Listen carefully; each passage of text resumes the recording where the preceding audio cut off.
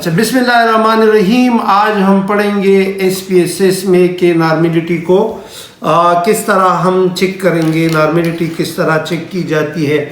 तो normality check करने के लिए आपके पास कुछ फ़ाइल हैं जो SPSS सेट के साथ मिलती हैं। अगर वो फ़ाइल आपके पास नहीं है तो आप लोग व्हाट्सएप पर मुझसे मंगवा सकते हैं, या मैं कोशिश करूँगा कि ये फ़ाइल मैं आपके साथ लिंक में शेयर कर लूँ।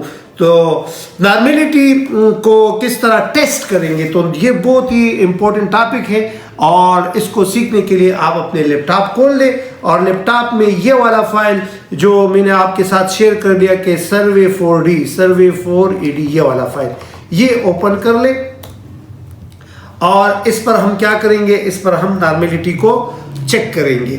अच्छा, नॉर्मेलिटी टेस्ट किस तरह चेक किया जाता है। नॉर्मेलिटी टेस्ट जो है ये अमूमन डिपेंडेंट वेरिएबल पर किया जाता है कि आपने जो डेटा कलेक्ट किया है वो नॉर्मली डिस्ट्रीब्यूट हुआ है या नहीं। अच्छा, नॉर्मली डिस्ट्रीब्यूशन के लिए आपको वो डिस्ट्रीब्यूशन कर्व जो बेल टाइप कर्व बनती है वो आपके जहन में होनी चाहिए। अगर वो कॉन्सेप्ट आपका क्लियर नहीं है तो फिर आपको इसकी समझ नहीं आएगी। नॉर्मेलिटी डिस्ट्रीब्यूशन क्या होती है, जब आप डेटा को कलेक्ट करते हो ना और उसका आप डेटा लेते हो और उसके मीन के मुताबिक आप डिस्ट्रीब्यूशन करते हो, तो मीन पर डेटा ज़्यादा आता है और उसके इर्द गिर्द जो है डेटा कम आता है। मैं थोड़ा आपको वो बेल टाइप इस तरह चलो मैं पेंट में खोल लेता हूँ और आपके साथ वो शेयर कर लेता हूँ कि बेल टाइप से क्या मुराद है।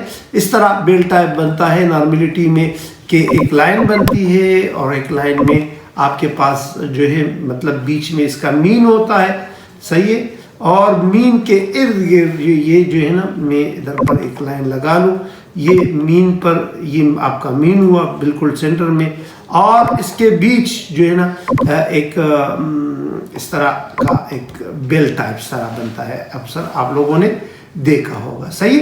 तो ये बेल टाइप जो बनता है दिस इज कॉलवर्ट, यानी आपका डेटा जो है कुछ फॉल करेगा इस मीन के, ज़्यादातर इस मीन के नज़दीक इर्द गिर्द, कुछ इधर फॉल करेगा, कुछ इधर फॉल करेगा, कुछ इधर फॉल करेगा, कुछ डेटा इधर फॉल, कुछ टेल्स में बहुत मामूली डेटा होता है, लेकिन ज़्यादातर डेटा जो है ये इस इधर पर फॉल करता है, सही है।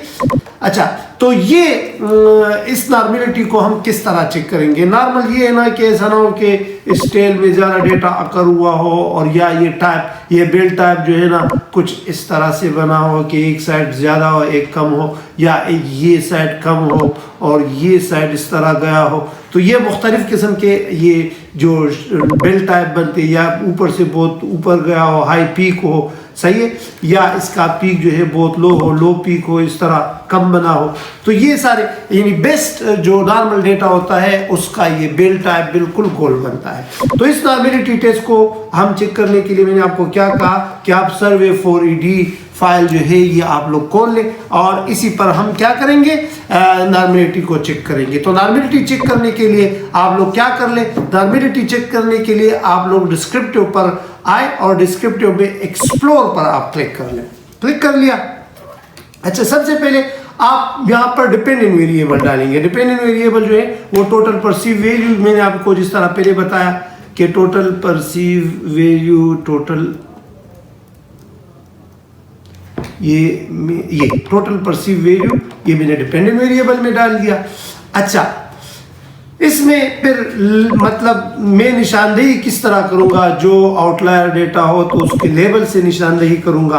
अच्छा, अगर आप ये चाहते हैं कि मेल का अलग चेक कर लिए फीमेल का अलग, तो फिर आप लोगों ने ये जेंडर जो ये फैक्टर में डालना होगा। अगर ये मैं ना डालूँ तो ये मेल और फीमेल का कंबाइन करेगा, डेटा को नॉर्मेलिटी कंबाइन चेक करेगा। अगर ये मैंने इंक्लूड कर लिया तो फिर मेल की अलग चेक करेगा, फीमेल की अलग नॉर्मेलिटी टेस्ट चेक करेगा। अच्छा, ये डालने के बाद आप लोगों ने स्टैटिस्टिक पर क्लिक करना है। क्लिक कर लिया। यहाँ पर आप लोगों ने आउटलायर को ऑन करना है। अच्छा, आउटलायर वही कंसेप्ट है जो मैंने बता दिया कि बेल टाइप से जो टेल बनते हैं, जो उस टेल के बाहर जो है वो कितना डेटा अकर होता है, ज़्यादा तो अकर नहीं हो रहा, यानी डेटा आपका नॉर्मल है या नहीं, तो आपने आउटलायर को क्लिक करना है। परसेंटाइल भी मालूम कर सकते हैं, ये एस्टिमेटर भी मालूम, मीन एस्टिमेटर भी मालूम कर सकते हैं। कॉन्फिडेंस लेवल आप लोगों ने अगर मैनेजमेंट साइंस है तो 95% रख ले, اگر میڈیکل سائنس ہے تو آپ لوگوں نے 99، کیونکہ میڈیکل میں غلطیاں کی چانس اتنے نہیں ہونی چاہیے، صحیح ہے؟ تو یہاں پر میڈیکل میں یہ 99.9 ہونا چاہیے، سوشل سائنس میں 95 یا 90%۔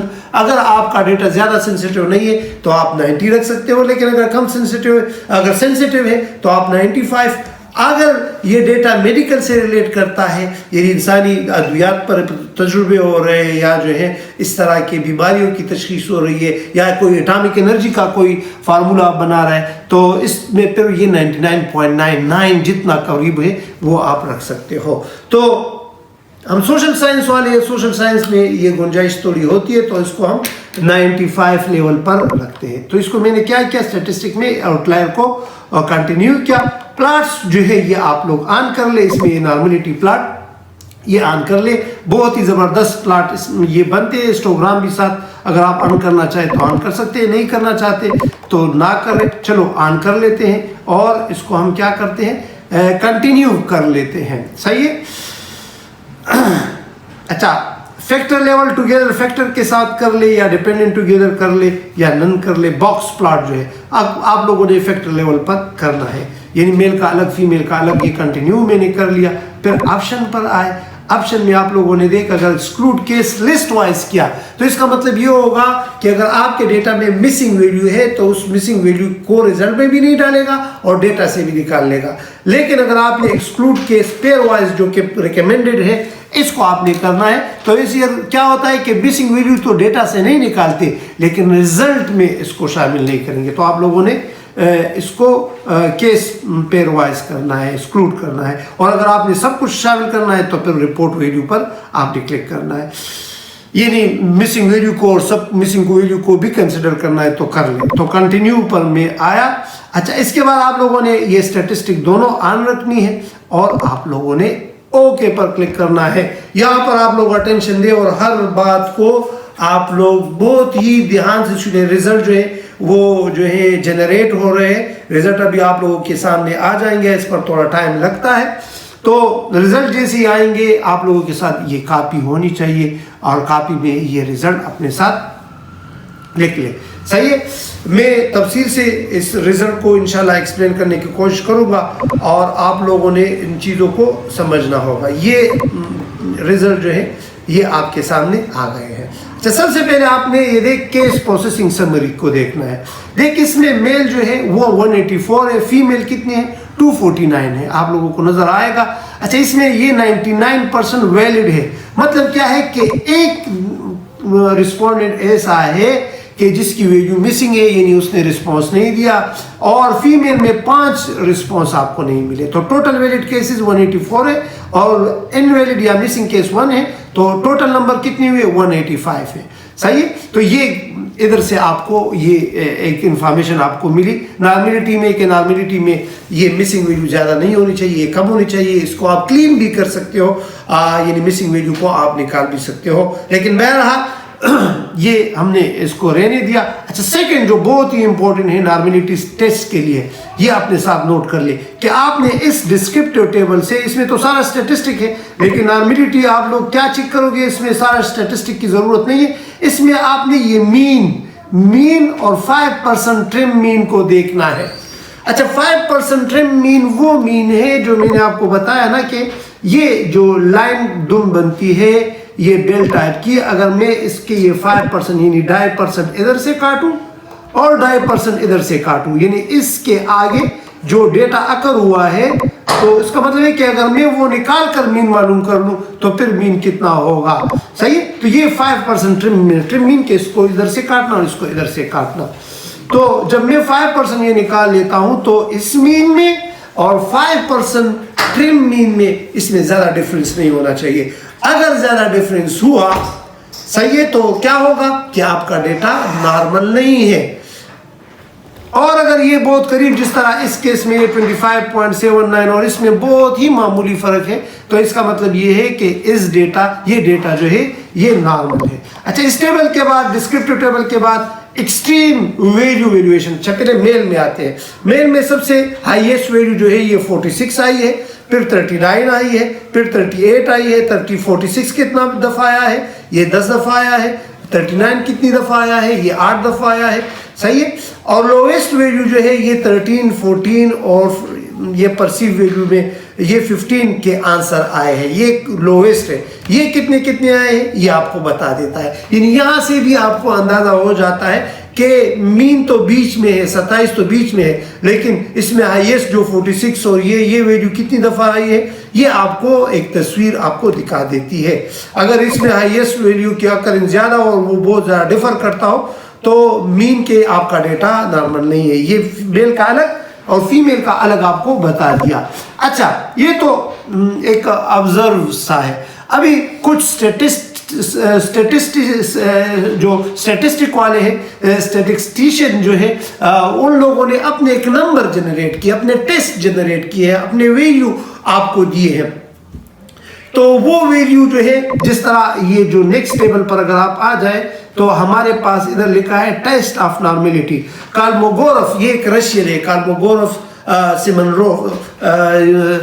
सिमरोनोव, ये एक रशियन स्टैटिस्टिशियन है और इसने एक पैमाना जो है बनाया है नॉर्मेलिटी के लिए।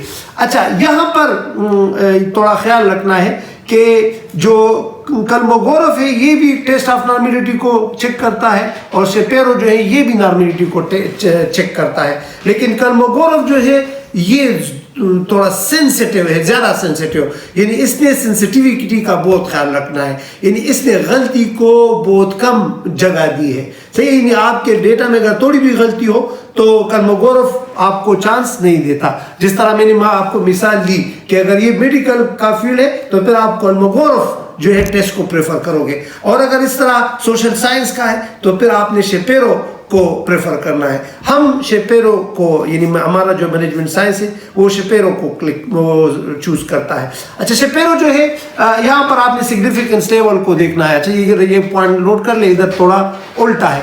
अगर आपका सिग्निफिकेंस लेवल 0.05 से ज्यादा होगा तो डेटा नॉर्मल होगा, और अगर ये 0.05 से कम होगा तो ये डेटा नॉर्मल नहीं होगा, सही है। लिसन अगेन, ये 0.01 है, ये 0.01 है, सही है। यानी ये 0.05 से कम है तो मतलब ये कि ये डेटा जो है नॉर्मली डिस्ट्रीब्यूट नहीं है। ये कब नॉर्मली डिस्ट्रीब्यूट होता? जब ये 0.05 से ज्यादा होता। समझ आ गई? यानी ये एनालिसिस आप लोगों ने शेपेरो के लिए भी करना है, लेकिन दोनों में मैंने फर्क बता दिया कि कॉलमोगोरोव जो है वो क्या करता है, वो थोड़ा सेंसिटिव डेटा को लेता है, वो थोड़ा ज्यादा सेंसिटिविटी का ख्याल रखता है। इसी तरह अगर आप ग्राफ से देख लो तो देख इसमें एक बेल टाइप सा बन रहा है लेकिन थोड़ा सा मिसिंग है। देख इधर मैं इस तरह इसमें एक लाइन सा लगा लूँ तो ये एक बेल टाइप बना रहता है, थोड़ा इसमें मसला आ रहा है। इधर एक टेल से ये निकला है, थोड़ी सी इसमें आउटलायर मौजूद है, ये मेल की और ये इस तरह फीमेल का देख ले, इसमें भी डेटा जो है टेल में थोड़ा ज़्यादा आ रहा है, सही। इसी तरह आप स्टेम एंड लीफ जो है इसका भी आप प्लॉटिंग कर सकते हो। स्टेम एंड लीफ एक अलग कंसेप्ट है, इस पर मैं अलग क्लास लूँगा। फिलहाल जो मैं समझा रहा हूँ वो आप आ जाए ये normal Q plots, normal Q और टोटल परसीव स्ट्रेस। इधर देख ले, इधर पर ये जो लाइन आपकी बन रही है, ये जो डॉट बन रहे हैं, ये अगर लाइन के करीब है या लाइन पर है तो इसका मतलब ये डेटा नॉर्मल है। लेकिन अगर ये निकल रहा है जो कि इसमें थोड़ा सा निकल रहा है थोड़ा, तो मतलब हमारे मैनेजमेंट साइंस में ये जो है एक्सेप्टेबल है। इसी तरह एक और डिटरेंडेड नॉर्मल क्यू प्लॉट परसीव टेस्ट है, इसमें भी उसी तरह है कि इसके ये जो क्लस्टर बनते हैं ना, ये इसके इर्द गिर्द होने चाहिए लाइन के। ये देखिए वाला लाइन आपको जो नजर आ रहा है ये बहुत बाहर है, ये आउटलायर है, सही।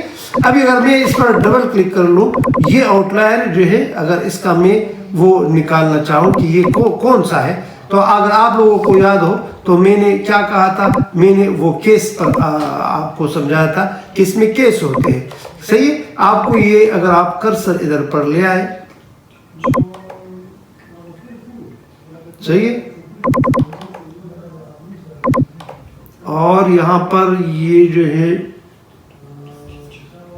ये देख, इस पर डबल क्लिक कर ले इधर इसका ये व्यू ऑन कर ले तो क्या होगा, ये केस इधर पर, इधर इसका लेबल होता है, ये लेबल ऑन कर ले, मेरे ख्याल से ये है, नहीं ये नहीं है। अच्छा, ये डबल क्लिक करने पर क्या होता है, डबल क्लिक करने पर ये भी, ये सॉरी ये, अगर आप इसको इधर ये ले आए और इसके ऊपर क्लिक कर ले, देखिए 24 आपको नजर आ जाता है, सही।